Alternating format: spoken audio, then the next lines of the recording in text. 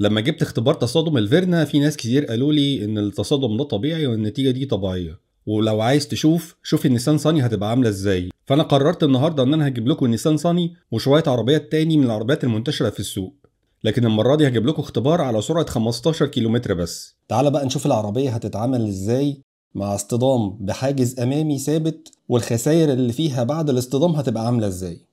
طبعا سمعة النيسان صاني سابقاها من قبل ما اتكلم عن اي حاجة، ولكن تعالوا نعاين الأضرار. في تانية بسيطة في الكبوت وده طبيعي، مفيش مشكلة خالص. الاكسدام في حتة طرشقت من الجنب، برضو كل ده طبيعي مفيش مشكلة خالص. معروف الخامات اللي بتستخدم في النيسان عاملة ازاي. الفانوس الحمد لله سليم مجرالوش حاجة. الدمية الحمد لله سليمة ما ماتتش. الباب بيتفتح ودي من ضمن الحاجات اللي بيشوفوا إذا كانت شغالة ولا لأ بعد أي اصطدام. الحمد لله الباب بيتفتح. كل دي حاجات تؤكد لك إن العربية دي جامدة جدا. ده الاستيكر ده اللي بيبين الفوارق اللي العربية حصل فيها فوارق ولا لأ. الحزام شغال الحمد لله، الكبسولة بتاعته ما ضربتش سليمة. تيجي بقى نبص جوه، وما خفي كان أعظم. كل الحاجات اللي متحمل عليها الإكسدام والفوانيس طرشقت، كله اتكسر. خامات من أسوأ ما يكون. مش بس كده، دي العربية شيست يا جماعة. العربية شيست من سرعة 15 كيلو متر بس. انتوا متخيلين الدنيا عاملة ازاي في عربية زي دي؟ ايه الخامات اللي بيستخدموها في عربية زي دي؟ دي الحالة العامة بتاعت العربية من الاصطدام الأمامي على سرعة 15 كيلو متر بس. الاختبار التاني على سرعة 15 كيلومتر برضو، بس اصطدام خلفي المرة دي. 15 كيلومتر دي يعني انت لو ماشي على رجلك ممكن تبقى أسرع منها لو انت بتمد شوية. وهوبا الخبطة الجامدة اللي من ورا اللي على سرعة جنونية.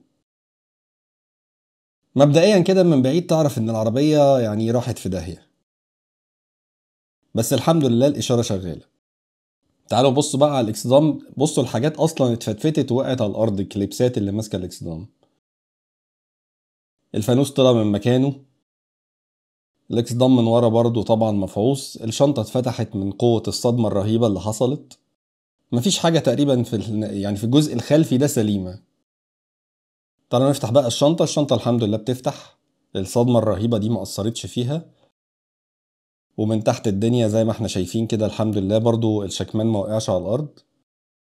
تعالوا نبص جوه بقى، هنلاقي ان الصدمة سمعت في حوض الشنطة بتاعت العربية. التبطين بتاع الشنطة طرشق من الخبطة الجامدة جدا دي، مما يعني ان الصاج اكيد اتأثر. طبعا احنا بنعرض الفيديو ده عشان نحذر حضراتكم من السرعة الجنونية، ما تمشيش ابدا على سرعة 15 كيلومتر دي، بالذات لو انت عندك عربية نيسان صاني، عشان تحافظ على حياتك وعلى ممتلكاتك. الخبطة الامامية ما اثرتش في الكبسولة بتاعة الحزام، ولكن الخبطة الخلفية يا جماعة اثرت فيها. الحزام خلاص قفش وما بيتحركش. العربية اللي معانا بعد كده الكيا فورتي والتصادم الامامي. الخسائر الخارجية يعني معقولة، مفيش خسائر قوية قوي. الباب مش راضي يفتح، ودي حاجة غريبة على 15 كيلو يعني. الحزام شغال. الكبوت حالته الحقيقة معقولة جدا، في فعصة خفيفة بس من قدام لكن بيفتح ويقفل عادي. الفانوس طبعا من جوه بقى هو اللي ايه يعني اتشخرم زي ما بيقولوا كده، لكن من بره تماسك الحقيقة، يعني التكسير كله جاي من جوه. الاصطدام الخلفي بقى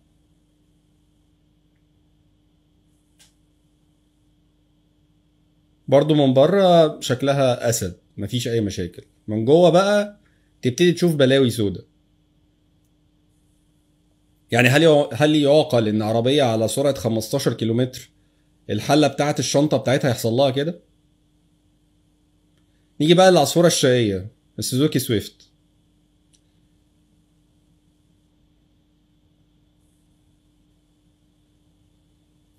للوهله الاولى من بره تبان ان هي الدنيا تمام، مفيش مشاكل كبيره يعني. الكبوت مفهوش مشكله كبيره، ضغطه شويه كده صغيره والدنيا هتبقى تمام. الباب بيفتح مفيش اي مشاكل. الحزام كمان زي الفل. كل ده تمام جدا. حتى ان العربيه ما جابتش شاسيه زي عربيه تاني كده انتوا عارفينها يعني، عشان بس اصحابها بيتقمصوا مش هقول ايه هي. نيجي بقى للاصطدام الخلفي. هنا الدنيا بقى ايه مش لطيفة، على عكس الاصطدام الامامي.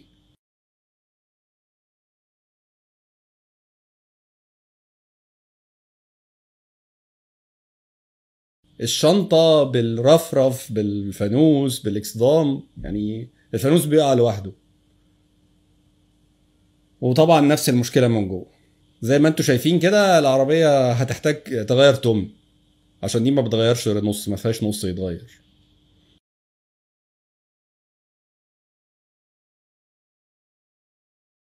نيجي بقى لمربية الأجيال تويوتا كرولا.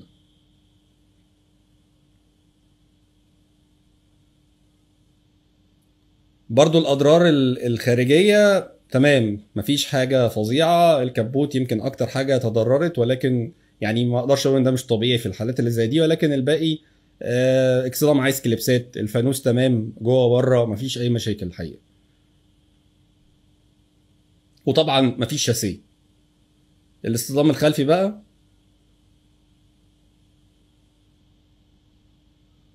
أول حاجة موجودة الاكسدام طبعا اتفعص واتخلع من مكانه،